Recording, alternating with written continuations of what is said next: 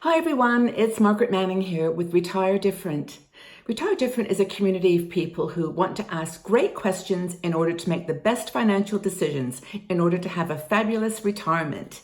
Now, we write articles in a very practical way about things that you can do before you retire and then during retirement to make the most of the money that you have. Now, maybe we need to start challenging some of the assumptions that we have when we retire. For example, are you still living in the same big house that you did when you had children and have empty rooms? Are you still having 2 cars in the driveway when you no longer have to commute to work every day? Are you proudly proclaiming to the world that you are retiring next week and, telling them that you're going to be living the life of luxury? Those three things are just 3 of the assumptions that we make are the right things to do in retirement, or at least are acceptable. And I'd like to talk to you about some ways of looking at that a little bit different, along with a couple of other things.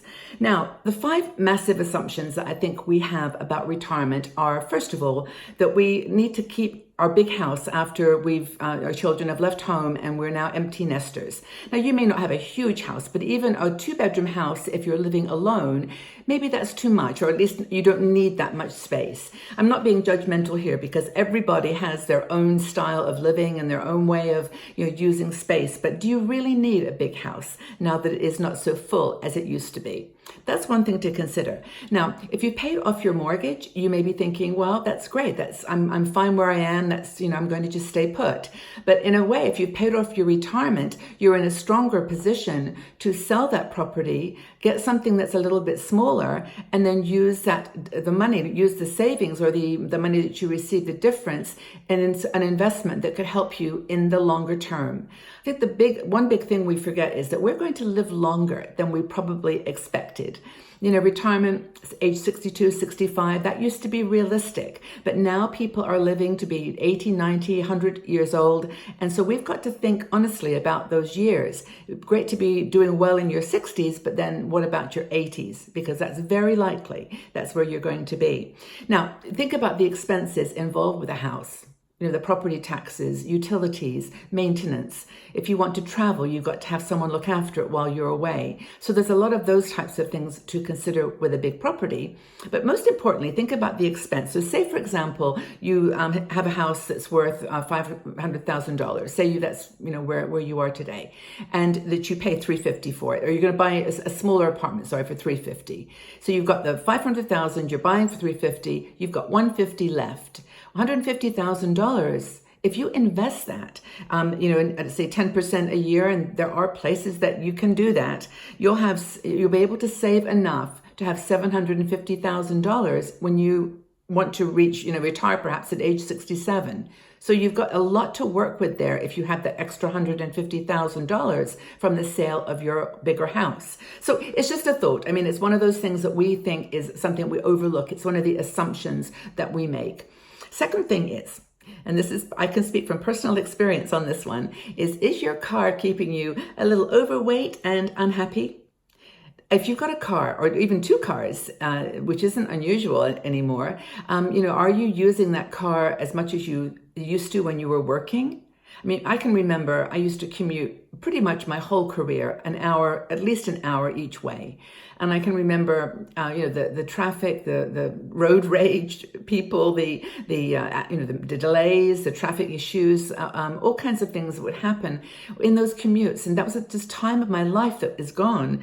And even when I was post through retirement and semi-retirement, as I started some companies of my own, I didn't really need my car that much, but I kept it. I was living in a place where public transport was very good. My shops were like 10 minutes away walk, so I could easily get the basic things, and I just kept my car. But then I decided, it's time. It's time to give up that car, to move more, walk more, and just get some weight off of me, physically feel better, and also just save some money.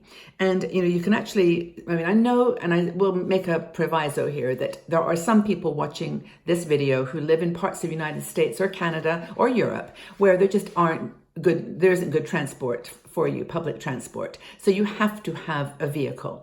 And I do appreciate that. So if that's the case in your situation, then maybe there's 2 cars and one of them you can find a new home for. But anyway, there are options. And I think, of course, in addition to the stress on you, your body, and the opportunity to get healthy and well, the car costs money, maintenance, insurance, all those pennies add up. Or pennies are not pennies, they're dollars, add up. So, third thing about shouting your retirement to the world.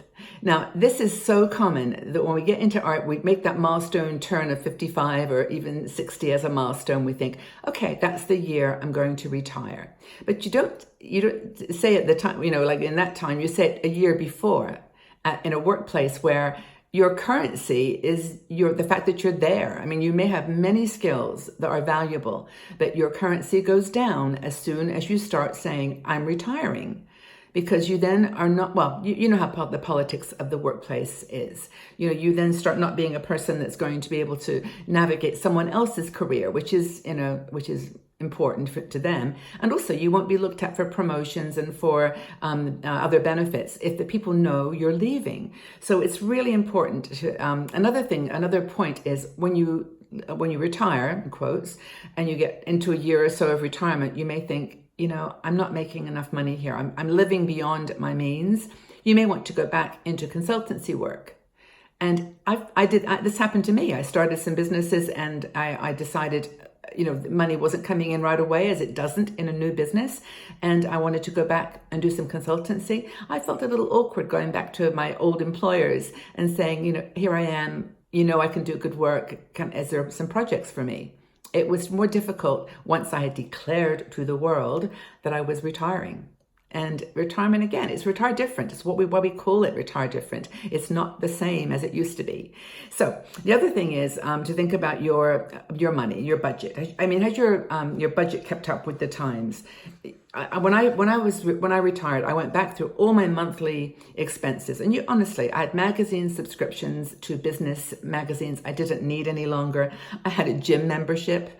Say no more. I didn't use the gym, but I did do yoga and I did walking a lot, but I didn't need that gym membership. It was on auto pay.